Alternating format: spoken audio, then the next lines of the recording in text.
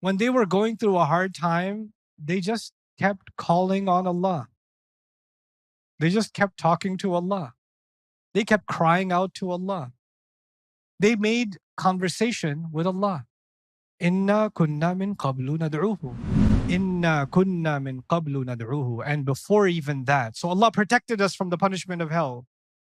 And we used to be worried about our families. But even much before we were even worried about our families, notice the min qablu this time. There's an extra min. In the previous ayah, 2 ayahs ago, there was qablu without min. But now there's min qablu, which means even before then, and even since the beginning, we were doing something. Nad'uhu. We just kept calling Allah. And this is a summary of their remembrance of their entire life. All these people in Jannah, from all these different centuries, all these different continents, all these different languages, and they all have one thing in common. When they were going through a hard time, they just kept calling on Allah. They just kept talking to Allah. They kept crying out to Allah. They made conversation with Allah. Inna kunna min qablu nad'uhu. And dua, nad'u, means two things. Call Him and also means pray to Him. Ask Him for things. Make dua from Him. We kept praying to Him. We kept asking Him. We kept begging Him. We kept talking to Him and begging Him and talking to Him and begging Him. This is what we did. This was our relationship with Allah. Ya Allah, just give me this. Ya Allah, just give me this. Ya Allah, just give me this. And then what did Allah prove Himself to be? Innahu huwal barrur rahim. As a unique name of Allah. Never in the Quran does Allah describe Himself as Al-Barr except this ayah. Al-Barr. This is the only place in the Quran where Allah describes Himself as Al-Barr. Barr is used in other places in the Quran, like وَتَوَفَّنَا مَعَ الْأَبْرَارِ.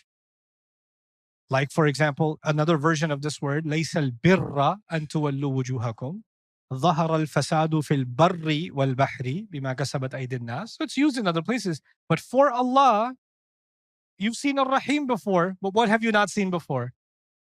Al-Barr. So let's understand what Al-Barr means. Al-Barr originally means land far away from the water. Land far away from the water. The land close to the water is reef. Reef. And the land inland is Barr. The idea is it's the opposite of Bahr. So let's understand this first. When you're in the sea and you're on a ship, are you absolutely safe? No, it depends on the sea, doesn't it? If the sea decides and it turns into a tsunami wave or something, the ship can overturn. There could be a lightning strike. Anything can happen, but you're not safe until you reach what? Land. And once you reach land, even the reef area is still dangerous because large waves can come and strike the land. But when will you feel, if you've been out at sea for a long time, where will you feel the safest? When you are deep inland.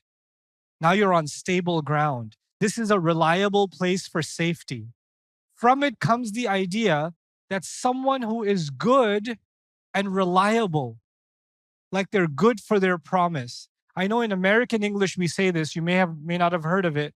You say, hey, can I borrow $20? I'm good for it. I'm barr for it, meaning I'm reliable, I'll pay it back.